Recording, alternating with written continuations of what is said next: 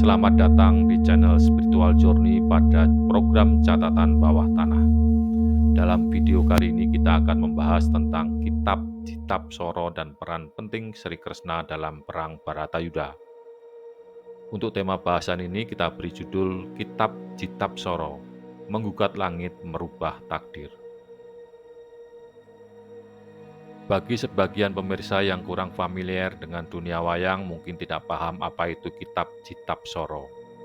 Kitab Jitap Soro merupakan kitab yang berisi pedoman mengenai jalannya perang Bharatayuda yang ditulis oleh para dewata. Isi kitab tersebut diketahui oleh Prabu Kresna ketika naik ke Kahyangan dengan menyamar menjadi kelanceng putih atau sejenis lebah kecil berwarna putih dan mengintip penulisan kitab tersebut. Perang Bharatayuda adalah sebuah kisah tentang perang agung antara pihak Kurawa dengan pihak Pandawa untuk memperebutkan tahta kerajaan Hastinapura.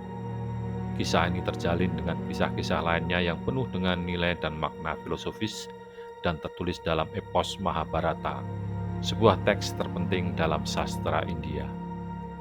Ketika masuk ke Nusantara, kisah epik ini kemudian oleh para pujangga dengan menggunakan kearifan lokalnya diadaptasi, disisipi, dan disusun ulang ke dalam bentuk pertunjukan wayang. Di mana dalam kehidupan masyarakat Nusantara, pertunjukan ini bukan hanya merupakan suatu tontonan, tetapi juga sudah menjadi suatu tuntunan dan tauladan. Dalam cerita pewayangan Jawa disebutkan adanya sebuah kitab yang tidak terdapat dalam cerita Mahabharata dari India.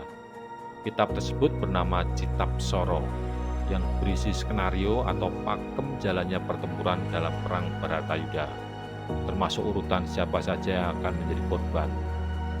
Kitab ini ditulis oleh Betara Penyarikan sebagai juru catat atas apa yang dibahas oleh Betara Guru, Raja Kahyangan dengan Batara Narada sang patih mengenai skenario tersebut.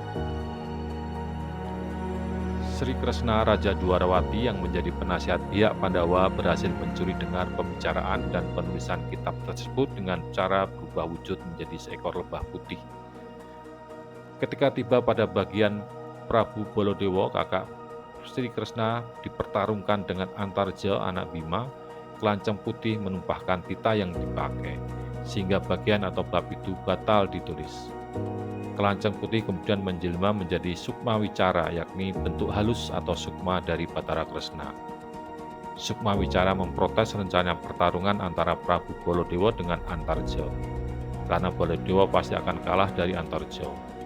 Selain itu, Sukma Wicara meminta agar diperbolehkan untuk memiliki kitab Jitap Soro tersebut. Betara Guru merelakan kitab Jitap Soro menjadi milik Kresna asalkan ia selalu menjaga kerahasiaan isinya, setelah bersedia menukarnya dengan kembang Wijaya Kusumo, yaitu bunga pusaka milik Kresna yang bisa digunakan untuk menghidupkan orang mati. Di samping itu, Betara Guru juga meminta Kresna untuk mengatur penyelesaian soal Baladewa dan Antarja. Kresna menyanggupinya.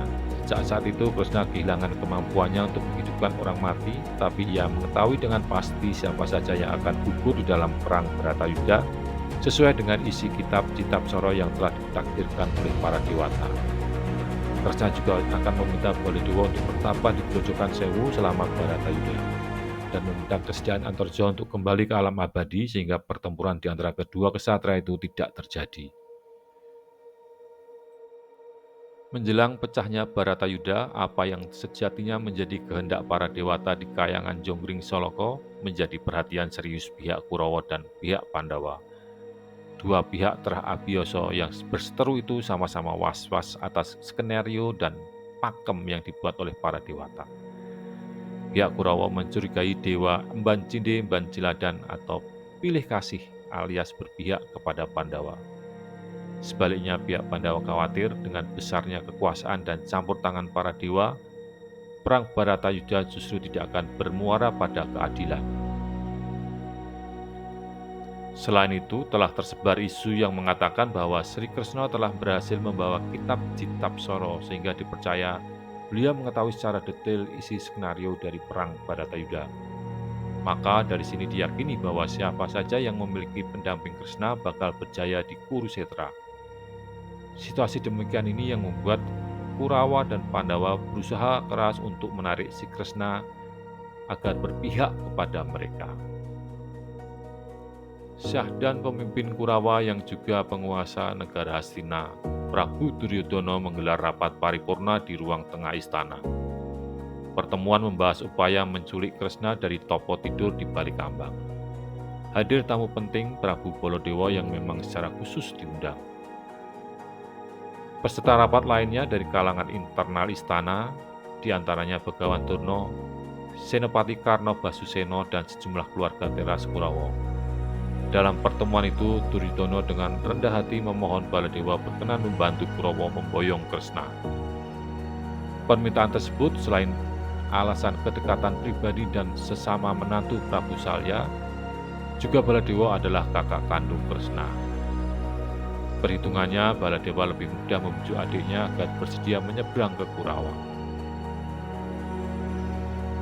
Prabu Baladewa meskipun dikenal temperamental, tapi hatinya halus dan mudah ternyuh, serta enteng untuk mengayomi teman karib. Maka ketika diminta oleh Duryodana, dengan mudah ia menyanggupi.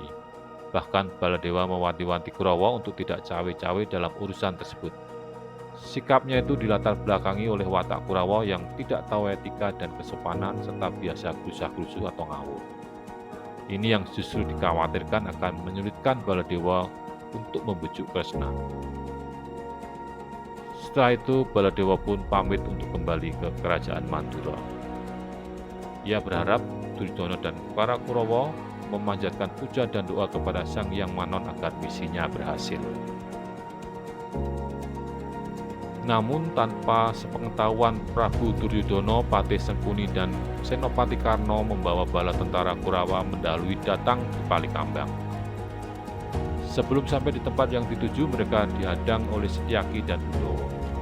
Kedua orang kepercayaan Kresna itu mengusir mereka. Maka terjadilah perkelahian. Akan tetapi mesti mereka memiliki kekuatan besar, rombongan yang dipimpin Sengkuni dan Karna akhirnya terpaksa menyerah. Tidak lama kemudian datanglah Prabu Baladewa. Betapa kagetnya ia mendapati elit Astina dan Kurawa berada di tempat tersebut. Ini berarti mereka tidak mengindahkan pesannya. Karena itu ia menjadi naik pitam dan membentak Sengkuni serta Karna untuk segera pulang ke Astina. Prabu Baladewa kemudian melangkahkan kaki mendekati tempat Kresna yang sedang berbaring. Namun sebelum melaju lebih lanjut, ia dihampiri oleh Patih Udawa. Keduanya tidak saling asing karena pernah hidup prihatin bersama-sama dari kecil hingga berangkat dewasa dalam asuhan Demang Antagopa dan Ken Sagopi di Dusun Widoro Kandang. Maka terjadilah perbincangan hangat, apalagi mereka sudah lama tidak bersua. Baladewa sibuk di Mandura sebagai raja, sedangkan Patih Udawa mengemban amanah sebagai wakil Kresna di Dwarawati. Di antara hal yang disampaikan Udawa adalah fatwa dari Prabu Kresna bahwa siapapun tidak boleh untuk mendekatinya, apalagi membangunkannya. Apabila hal tersebut dilanggar, maka yang bersangkutan akan terkena walat dahsyat. Tahu akan kesaktian adiknya, Prabu Baladewa mengurunkan niatnya. Dalam lakon tersebut dikisahkan Kresna yang tampak sedang tidur sesungguhnya sedang topong rogo sukmo. Sosok yang teronggok di balik kambang itu sekedar wadak, sedangkan rohnya sedang terbang menuju kayangan. Di kerajaan para dewa, Sukma Kresna berubah wujud menjadi kelanceng putih atau lebah putih. Di sana ia menyaksikan langsung rapat para dewa yang sedang menyusun skenario Bharatayuda. Juru tulisnya Betara menyarikan. Setelah dirasa tidak ada yang tertinggal, skenario yang kemudian diberi judul Citapsara tersebut ditinggal disahkan oleh para pemimpin dewa, yaitu Betara Guru. Namun sebelum ditandatangani, Guru mengoreksi karena belum ada nama Baladewa dan Antareja. Ia kemudian memerintahkan agar keduanya saling dihadap-hadapkan dalam perang Bharatayuda tersebut. Namun ketika Betara Penyarikan bersiap untuk menulis, kelanceng putih datang cepat menghambur dan menyambar tinta sehingga menumpai kertas. Sikap dengan apa yang terjadi, pasukan Dharandhara memburunya. Tidak perlu waktu lama, tamu tak diundang tersebut dapat diringkus. Saat tertangkap, kelancang mendadak berubah wujud menjadi Sukma Kresna yang kemudian dihadapkan kepada Batara Guru. Setelah ditanyakan urusannya ke Kahyangan, Kresna mengaku ingin mendapatkan kitab Citap Soro. Ia juga mengkritik keputusan para dewa tentang akan dipertemukannya Baladewa dengan Antarja di Kurusetra. Menurut Kresna, bila Kidayanya terlibat dalam Baratayuda, justru akan mengacaukan kodrat jagat. Perang antara Kurawa, lambang keburukan, dan Pandawa, simbol kebaikan, tidak akan melahirkan keadilan. Dengan menimbang masukan tersebut, Batara Guru memutuskan urusan Baladewa dan Antarja diserahkan kepada Kresna. Kemudian sebagai pertukarannya, Kresna diharuskan mengembalikan pusaka kembang Wijaya Kusuma yang kesaktiannya bisa menghidupkan titah yang mati.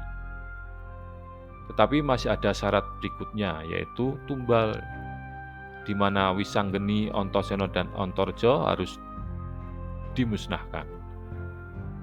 Kali ini tentu saja Kresna tidak berdiam diri karena ini menyangkut nyawa orang lain.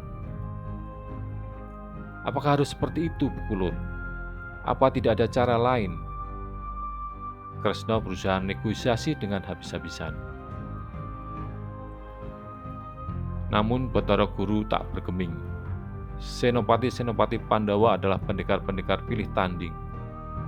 Ada Wisanggeni, anak Arjuna yang sejak bayi pernah bikin geger Kahyangan. Lalu ada Antasena, putra Werkudara yang pernah jadi jagoan para dewa. Terakhir juga putra Werkudara adalah Antarja yang sakti mandraguna dan bisa membunuh siapa saja hanya dengan menjilat telapak kaki mereka.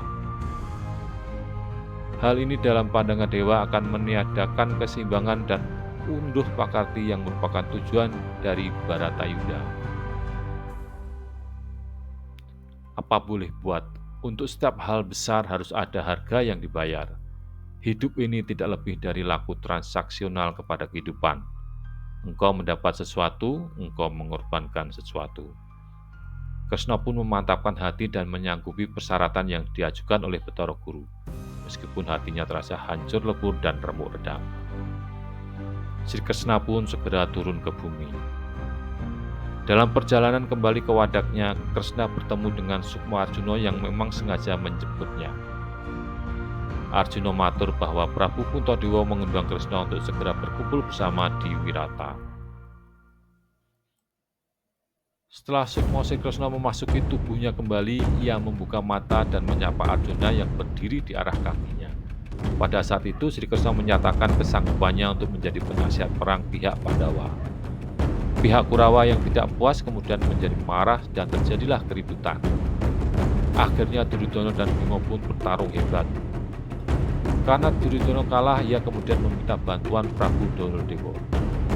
Terhasut oleh bujukan Patih Sengkuni dan Pendeta Durna, Prabu Baladewa pun maju bertarung melawan Bima.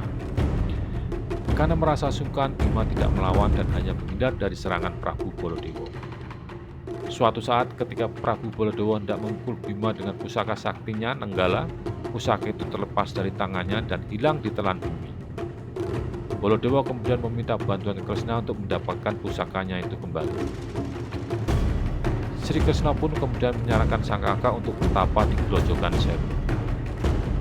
Prabu Baladewa menerima nasihat Kresna dan pergi bertapa di Grojogan Sewu hingga hari terakhir perang Baratayuda. Singkat cerita, Sri Kresna berangkatlah ke kerajaan Wirata dan bertemu dengan para pihak Pandawa. Kresna menyampaikan hasil pertemuannya dengan para dewata dan bahwa ia telah diizinkan untuk meminjam kitab Citap Soro, meskipun harus menerima dua syarat yang diajukan oleh Batara Guru. Yang pertama yaitu pusaka sakti kembang Wijaya Kusuma miliknya diambil oleh Batara Guru. Syarat kedua, Wisanggeni, Antasena, dan Antarja harus menjadi tumbal. Ketika Kresna menyampaikan syarat kedua tersebut, Arjuna dan Werkudara tidak terima dengan titah para dewa. Mereka berinisiatif menawarkan diri sebagai ganti. Namun bukan begitu cara semesta bekerja. Hukum alam menghendaki sesuatu tanpa bisa diganti dengan sesuatu yang lain. Prabu Kresna mengabaikan rasa marah dan sedih para sepupunya. Di kesempatan lain, Kresna menemui keponakannya satu persatu. Berkat ilmu Sabdo Kawedar, Sri Kresna berhasil membujuk Wisanggeni, Antasena, dan Antarja. Mereka sama sekali tidak berkeberatan dengan kabar yang disampaikan oleh Sri Kresna. Bagi mereka, seorang anak mestilah mikur dhuwur mendem jeru kepada orang tuanya. Bakti tidak harus di depan mata. Selama itu memang menjadi syarat dari dewa yang membawa kemenangan pada Pandawa, nyawa pun saya suguhkan. Ayo bunuh saya, Wak Kresna, kuatkan hatimu, kata Antarja. Karena Sri Kresna tak sanggup jika harus membunuh keponakannya itu, akhirnya Antarja menjilat bekas telapak kakinya sendiri dan langsung tewas seketika. Sementara Wisanggeni dan Antasena naik ke alang-alang Kumiter untuk moksa di hadapan Sang Hyang Wenang. Menurut Sang Hyang Wenang, Pandawa justru akan kalah kalau mereka berdua terpancing ikut perang membela pihak Pandawa. Ketika putra Pandawa itu pun merelakan jiwanya gugur sebagai tabuk tawur perang agung demi kebaikan Pandawa. Berkat pengorbanan Sri Kresna dan mereka bertiga, perang Bharatayuddha pun terjadi secara adil sesuai dengan yang diharapkan. Nasihat-nasihat serta strategi perang yang cerdik dari Kresna membuat pihak Pandawa berhasil memenangkan peperangan agung itu dengan gilang gemilang. Sebuah catatan tambahan. Hal yang menarik dari lakon ini adalah bagaimana para pujangga kita pada zaman dahulu dengan menggunakan kearifan lokal berani mencoba memberikan suatu gagasan kreatif yang disruptif terhadap pandangan hidup masyarakat saat itu yang cenderung deterministis. Suatu paradigma revolusioner bahwa manusia sebagai titah marcapada bisa saja menggugat langit dan mengubah takdir. Dengan meminjam kisah dari epos Mahabharata, mereka memberikan suatu ilustrasi imajinatif yang sangat kreatif dan menarik tentang bagaimana isi kitab Citab Soro bisa dirubah atas permintaan Sri Kresna.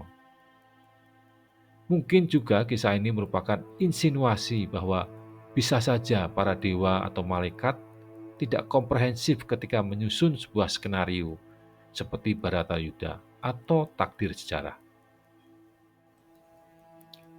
Coba Anda bayangkan jika kembang Wijaya Kusuma yang memiliki kemampuan untuk menghidupkan orang yang sudah meninggal itu masih dipegang oleh Kresna. Betapa tidak imbangnya peperangan itu. Dan jika Antaraja bisa ikut turun gelanggang pertempuran, maka tatanan perang akan berantakan. Dengan kesaktiannya, Antaraja bisa membunuh siapa saja dengan hanya menjilat bekas telapak kakinya. Padahal ia tidak bisa membedakan mana bekas telapak kaki lawan, mana bekas telapak kaki kawan. Poinnya di sini adalah dewa sebagai penyelenggara perang tetap membuka diri untuk menerima masukan sehingga Bharatayuddha pun akhirnya bisa berlangsung dengan adil, yakni pihak yang baik dan benarlah yang menang.